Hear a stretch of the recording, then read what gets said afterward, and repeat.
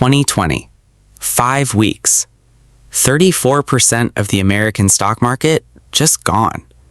People were checking their phones every hour, watching the numbers fall. Some of them sold everything. Most of them spent years regretting it. But here's the thing nobody talks about. While all of that was happening, 3 dividend funds kept doing exactly what they were built to do. They held up. They kept sending checks, and they got back to where they started faster than almost anything else on the market. In my last video, I stress tested 14 dividend ETFs against 5 real crashes. 3 funds passed every single test: SCHD, VIG, DJD. Today, those 3 go head-to-head. Same $10,000, same 9 years, same rules for all 3. And I found something in the data about the fund nobody talks about that genuinely surprised me. Let's get into it. 3 investors, 3 completely different lives, 3 completely different goals.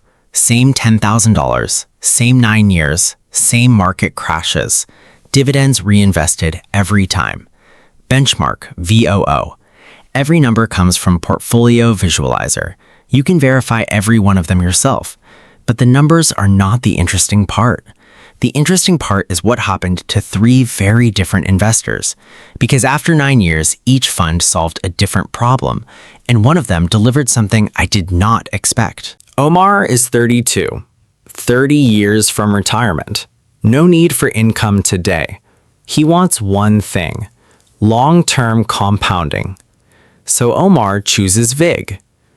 To qualify for VIG, companies must raise their dividends for at least 10 consecutive years. It also excludes the highest yielding stocks, the ones most likely to cut their dividends when things get difficult. Expense ratio? Just 0.04%. Omar's thinking is simple. Own proven companies, keep costs low, and let time do the heavy lifting. He set it up, stopped checking it every week, and let it compound. Linda's story starts differently. Divorce at 44 reset everything, not just emotionally, financially. She was starting over with $10,000 and a determination to never be financially vulnerable again. Linda does not have 30 years like Omar. She has maybe 15 to 20 years before she wants to slow down. She needs income that grows. She needs something that will not collapse 35% and spend years recovering while she watches and worries. She has seen what financial stress does to a family. She lived it. She will not go through it again. Linda picks SCHD, the Schwab U.S. Dividend Equity ETF. To get into SCHD, a company needs 10 consecutive years of dividend payments. Then it gets scored on 4 things: cash flow to debt, return on equity, dividend yield, and 5-year dividend growth. Out of the entire American stock market, only about 100 companies survive that screen. Expense ratio? 0.06%. $89 billion in assets. Linda's thinking: strict quality screen, income that keeps growing, and a fund that has proven it holds up when markets turn ugly. She needs something she can trust, especially when everything feels uncertain. James did not choose retirement. His company downsized. At 61 years old, with $10,000 saved, and a decision to make about what comes next. James cannot afford drama. He cannot afford to watch his $10,000 become $6,000 and wait 3 years for it to come back. He is not building wealth anymore. He is protecting it. James does his own research, quietly, methodically. No YouTube algorithm recommending this one. No Reddit thread hyping it up. He finds DJD, the Invesco Dow Jones Industrial Average Dividend ETF. The methodology is simple. Take all 30 stocks of the Dow Jones Industrial Average, the oldest continuously calculated stock index in American history going back to the 1890s, and instead of weighting them by share price like the actual Dow does, weight them by how much dividend they pay. Same 30 companies, different weighting. Procter & Gamble, Coca-Cola, Johnson & Johnson. Companies that paid their dividend through the Great Depression, through World War II, through the dot-com crash, through 2008, through COVID. 120 years of history behind the index. James is not buying a hot fund. He is buying a foundation. January 2017, $10,000 each. Let us see what 9 years actually did. Omar, VIG. CAGR of 13.43% per year. $10,000 became $32,753. That is a strong number. Omar's patience with quality paid off. He never touched it, he just let it run. Linda, SCHD. CAGR of 12.60% per year. $10,000 became $30,578. Solid, just behind VIG on total return. But Linda did not pick SCHD just for return. She picked it for income that grows. Let me show you what that actually looked like. 2019, Linda's SCHD income, $424. 2020, COVID year, market crossed 34%. Linda's income, $517. Not down, up. 2021, $593. 2022, rate spike, worst bond market in decades. Linda's income, $697. Still up. 2023, $750. Every single year, through a global pandemic, through the fastest rate hike cycle in 40 years, through two of the most painful market environments in a generation, the check kept getting bigger. That is what Linda needed, and that is exactly what she got. DJD. CAGR of 12.00% per year. $10,000 became $29,063. Lowest total return of the three. James is in third place on raw numbers. But James is not measuring success in CAGR. Let me show you what he is measuring it in. March 2020, the crash that opened this video. 34% gone in 5 weeks. The S&P 500 fell 19.63% in that same window. That is the number to beat.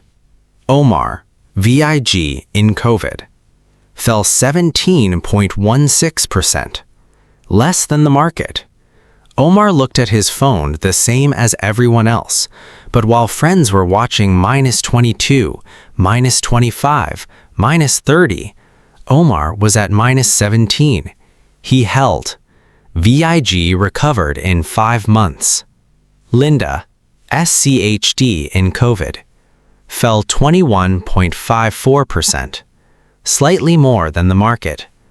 Linda watched that number drop too, but here is what she kept coming back to.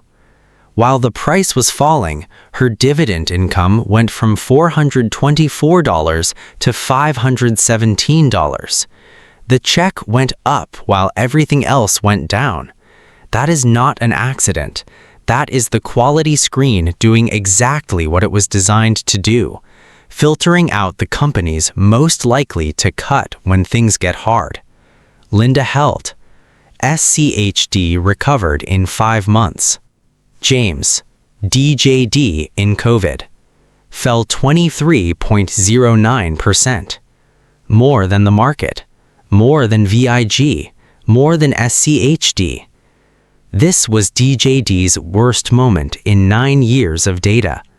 James was worried, of course he was, but DJD's income kept paying, and 9 months later, fully recovered.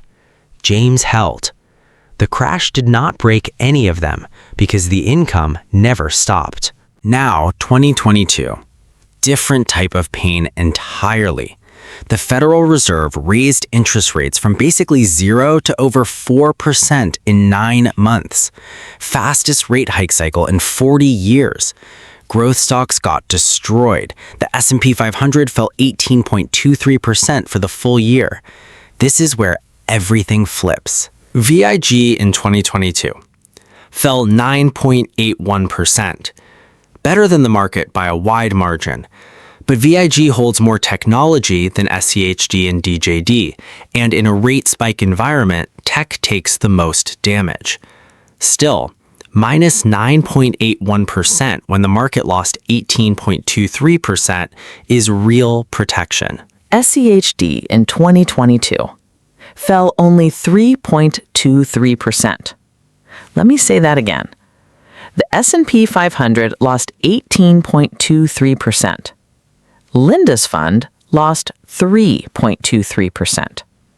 She beat the market by almost 15 percentage points in one of the worst years in a decade.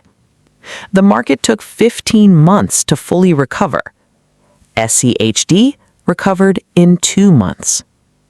Linda watched the news every night. She saw the headlines. She felt the anxiety. But her portfolio barely moved, and her income kept going up. James DJD in 2022 fell 0.75%, less than 1%, while the S&P 500 was down 18.23%, while QQQ was down 32%, while bond funds were down 20%. James's fund, the one nobody recommended, the one no major YouTube channel covered, lost less than $1 on every 100.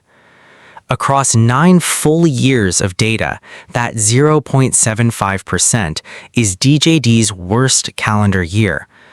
Not just the worst year for DJD, the best worst year of any fund in my entire 14-fund stress test. Not just these 3 funds, all 14. The fund James found by himself, doing his own research with no algorithm pushing it to him, had a more stable 9-year ride than any other dividend ETF I tested. That one took me a minute to sit with. All 3 side by side. Everything we just covered in one table. VIG, 32,753. 13.43% CAGR. COVID fell 17.16%. 2022 fell 9.81%. Down market win rate 61%. SCHD 30,578. 12.60% CAGR. COVID fell 21.54%. 2022 fell only 3.23%. Down market win rate 70%. Positive alpha. Income grew every single year without him having to think about it. DIAD, $29,063, 12% CAGR. COVID fell 23.09%. 2022 fell 0.75%. Positive alpha, best worst year of any fund in a 14-fund test. Now, the number I have to be honest about. VOO, the S&P 500, $39,073, 15.57% per year. All 3 underperformed VOO on total return. That is the truth. Every dividend investor has to sit with that. The question is not whether they beat VOO. The question is what you get in exchange for that gap. For Omar, lower total return than VOO, but better cross protection, quality compounding, and income that grows without him having to think about it. For Linda, lower total return than VOO, but income that grew every single year through 2 of the worst market environments of the last decade. For James, the lowest total return of these 3 funds, but the most stable ride of anything in a 14-fund test. Whether that trade is worth it, only you can answer. But at least now you have the real numbers to make that decision. There is no single winner here. And honestly, that is the point. VIG wins for Omar. Highest total return of the 3. Best COVID protection of the 3. almost free at 0.04%. Omar wanted one thing: long-term compounding. Vague delivered exactly that. Set it up, walk away. Let 30 years do the math.